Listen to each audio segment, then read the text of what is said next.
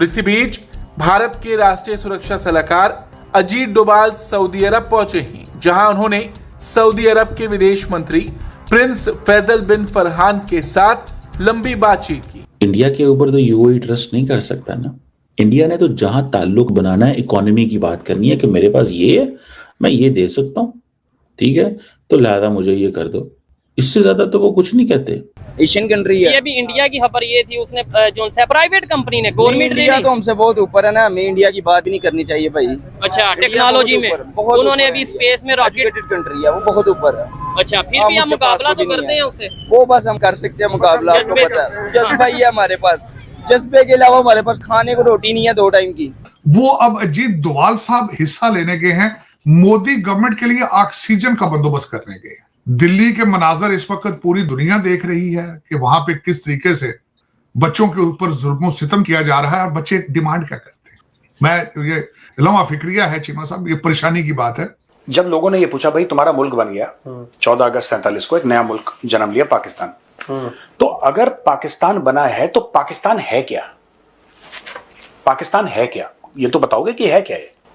हम जो भारत नहीं है, यानी कि they have to do everything opposite. NSA Ajit Doval Saudi Arabia के foreign minister Faisal bin Farhan से मिलने सऊदी अरब पहुंचे, जहां दोनों देशों के बीच एनर्जी सिक्योरिटी को लेकर चर्चा हुई, क्योंकि ईरान यूएस तनाव के बीच भारत में एनर्जी को लेकर बड़ी मुश्किलें आ रही है। भारत के MEA spokes person Randhir Jaiswal ने इस मीटिंग को पीएम मोदी का आदेश बताया और कहा कि उनके कहने पर एनएसए अजीत डोभाल तीसरी बार सऊदी अरब के दौरे पर गए, जिसका अहम मुद्दा रीजनल सिक्योरिटी और एनर्जी सिक्योरिटी था। इस मीटिंग से पाकिस्तान की टेंशन बढ़ गई है, क्योंकि मई कॉन्फ्लिक्ट के बाद सऊदी अरब ने पाकिस्तान के साथ डिफेंस पैक्ट साइन कर लिया था, जिसमें खुद पाकिस्तानी पीएम शहबाज शरीफ और field marshal Asim Munir Saudi prince Mohammed bin Salman से डील करने पहुंचे थे। लेकिन अब भारत सऊदी अरब की नजदीकियां देखकर पाकिस्तानी मीडिया एनालिस्ट कमर चीमा की सांसें अटक गई है, क्योंकि पाकिस्तान सरकार को लगा था अब सऊदी अरब इंडिया को साइडलाइन कर पाकिस्तान से हाथ मिला लेगा, लेकिन इसके उलट सऊदी अरब ने इंडिया के लिए दरवाजे खोल दिए।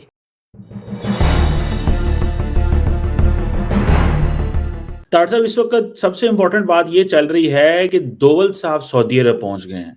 जयशंकर साहब ने मिडिल ईस्ट का दौरा किया, लेकिन वो सऊदी अरब नहीं गए। और डोभाल साहब सऊदी अरब क्यों गए हैं?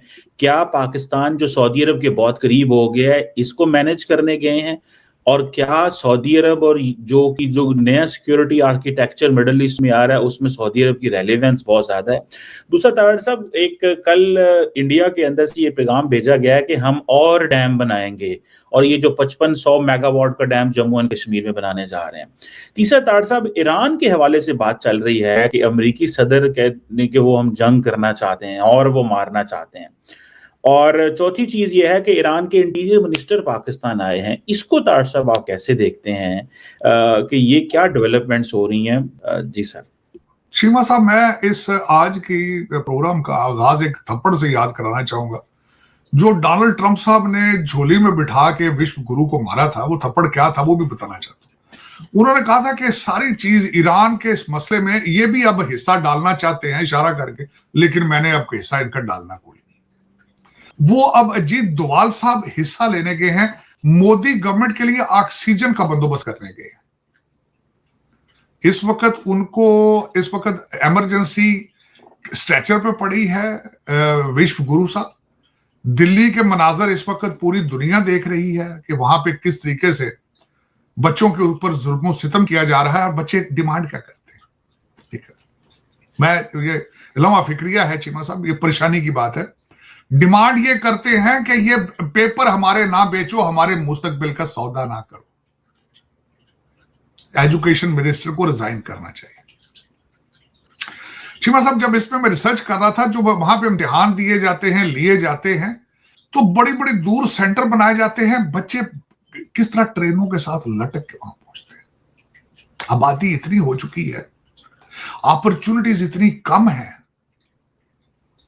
और बच्चे सुइसाइड कर रहे हैं। सीजेपी का कहां से निकली है? एक जजी भाईजान ने मजाक किया था किसी अदालत में बैठ के, और वहां से निकली। फिर पूरे का पूरा चेहरा नंगा कर दिया इस विश्व गुरु का उन्होंने, कि किस तरीके से पेपर बिकते हैं। पेपर बिकते हैं जी। तालीम का स्टैंडर्ड जरा लगाएं आप, क्या है। इसीलिए तो फिर उसके बाद लाखों के हिसाब से जो डिग्रियां प्रिंट करके जहाजों पे भर भर के यहां पे सारे जो पकौड़े बेचने वाले भेजे गए अमेरिका में, जिन्हें पता ही नहीं है कि वेबसाइट क्या है, जिन्हें इंटरनेट के स्पेलिंग ही नहीं आते चीमा साहब। आपको इनकी गवर्नमेंट की वेबसाइट देख ले, अगर चलती हो तो मैं, अगर क्वालिटी की हो, अमेरिकन स्टैंडर्ड की हो, तो I will rest my case. मेरे भारतीय दोस्त हैं कई, वो कहते हैं कि ढंग की वेबसाइट तो नहीं बना सकते, और ये यहां पे कहना कि, और डाटा एंट्री की जाबें लेकर आना यहां पे और क्लेम करना कि हम we have taken over the internet, absolutely not. वो ट्रस्ट करते हैं पाकिस्तान पे। The leadership in Saudi Arabia जो है वो ट्रस्ट करते हैं पाकिस्तान के ऊपर। इंडिया के ऊपर तो यूएई ट्रस्ट नहीं कर सकता ना। इंडिया ने तो जहां ताल्लुक बनाना है, इकोनॉमी की बात करनी है कि मेरे पास ये है, मैं ये दे सकता हूं, ठीक है, तो लिहाजा मुझे ये कर दो। इससे ज्यादा तो वो कुछ नहीं कहते, इससे ज्यादा तो वो कुछ नहीं कहते ना। ये भी एक सिग्निफिकेंट पॉइंट है। वो किसी के साथ वो लड़ने की बात नहीं करते ना, वो ये कहते हैं हम आपके साथ खड़े होंगे मुश्किल में, ठीक वक्त में, जिस वक्त में भी। They don't talk of this. उनका ये प्रॉब्लम ही नहीं है, ये उनका एजेंडा ही नहीं है उनका, ठीक है। लेकिन इंडियंस को इस चीज का एहसास है कि बेशक पाकिस्तान की फौजें वहां डिप्लॉयड है, बेशक पाकिस्तान की फौजें वहां पर डिप्लॉयड हैं, हमें हर कीमत के ऊपर इग्नोर नहीं करना चाहिए सऊदी अरब का। पाकिस्तान, जब लोगों ने ये पूछा भाई तुम्हारा मुल्क बन गया 14 अगस्त 47 को, एक नया मुल्क जन्म लिया पाकिस्तान, तो अगर पाकिस्तान बना है तो पाकिस्तान है क्या? पाकिस्तान है क्या? ये तो बताओगे कि है क्या ये? तो साहब, जैसे हम लोग कहते हैं कि हमारी प्राचीन काल से हमारी सभ्यता चलती चली आ रही है, और यहाँ पे वेद पुराण देखे गए थे कि यहाँ पे बड़े बड़े राजा महाराजा हुए, बड़े बड़े कवि हुए, बड़े वॉरियर्स हुए, यहाँ पे समुद्र से लेकर हिमालय। हम एक भारत का हमारे दिमाग में एक इमेज है, you understand, larger than life एक इमेज है, जो था भी भारत और आज भी भारत उसी मार्ग पे अग्रसर है। पाकिस्तान से जब पूछा कि तुम पाकिस्तान को कैसे डिस्क्राइब करोगे, तो पाकिस्तानियों के दिमाग में सिर्फ एक डेफिनेशन आई, we who are not India, हम जो भारत नहीं है, यानी कि they have to do everything opposite. Identity crisis है, तभी तो ये लोग, आजकल यही बहस हो रही है, मैं इतने सालों से कह रहा हूं कि तुमने गजनवी और अब्दाली नाम के तुमने अपने मिसाइल रख रखे हैं, और जब से तालिबान ने अटैक करा, कह रहे हम नाम चेंज कर देंगे। अबे गधे के बच्चों, तुमने नाम रखा क्यों था? तुम्हें ये बेवकूफ हो क्या तुम लोग? बिल्कुल दिमाग से पैदल हो गए।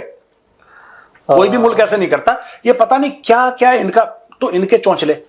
जब लोगों को यह पता लगा, जब सुपर पावर्स को यह पता लगा कि ये पाकिस्तान का एटीट्यूड है, और पाकिस्तान के अंदर ये एक साइकोलॉजिकल क्राइसिस टाइप का है कि हमें किसी भी तरीके से जो भारत है, भारत के खिलाफ खड़ा होना है। अगर भारत बोलेगा कि अभी 12 बज रहे हैं, तो हमें यह बोलना है कि 1:30 बज रहा है, 1:30 बज रहा है, 2:30 बज रहा है, या 9 ही बज रहे हैं सुबह के।